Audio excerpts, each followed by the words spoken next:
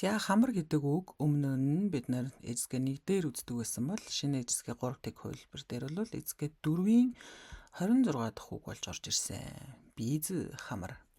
Та гамаула тэр ханиад хүрсэн. Биз бүү тунчи гэн.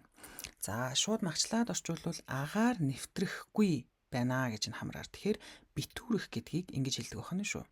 Тэгэхээр хамар нь битүүрээд буюу агаар нэвтрэхгүй хамар нь битүүрээд шуухуад шангин юм ярьж байгаа дуу хоолой тин чилай сонсоод байхад ёдиар баг зэрэг чигвай хачин жигтэй байлаа гэн.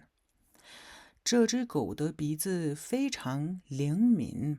Энэ нэг нохооны хамар нь бүр маш их мэдрэг, маш мэдрэмтгий мэдрэг. Нэн 闻出几百米以外的气味гэн. За чаднаа болдгоо. When гэдэг нь үнэртэн. Үнэртэж гаргаж ирж чаддгаа. Хэдэн 100 метрийн цаадах үнэрийг. Окей. Ива гэдэг нь тэрнээс гадна буюу тэрний гадна талын буюу цаад талын тэр чивэр үнэр амтыг мэдэрч чаддгаа. За when гэдэг нь болохоор үнэрлэх, амтлах гэд хоёр янзаар ордог байна. За 天气太冷了. 他的鼻子冻得通红. За цагаагаар бол дэндүү хүйтэн байна. Түүний хамар нь дарахтаа улаачсан байна гэн. Тэгхтээ тийм ингэхтээ ин гэдэг дөө хоёр талгаатай дөө явж байна тийм ээ. 3 дөөгийн ялгаа сурын хичээлээс тэндээс үзээрэй илүү тодорхой тайлбарласан байгаа. Кан шан чү хараад ахнаа харцан явж очоод байгаа буюу хараад ахнаа сянга сяучхоо гэн. Яг л нэгэн сяучхоо алиалагч шиг харагдаж байна гэн. Сяучхоо гэхээр алиалагч ах нь шүү.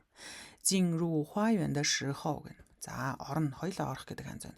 Хуаюан цэцэрлэг түрээлэн рүү орох да шихоо үед та шиншин да юм биз сила и口气. Тэр гүн гүнзгийгээр аарэр гэдэг нь 3 дахь дөө явж гин. Юм биз хамраа ашиглан татлаа нэг ам амьсгаа. Махчилвал тийм ээ. Тэгэхээр яг тоочж хэлдэг хэл шүү хятад хэл. Утгахчилвал бид нар юу гэх нөө маш гүнзгий нэг сайхан амьсгаа авлаа.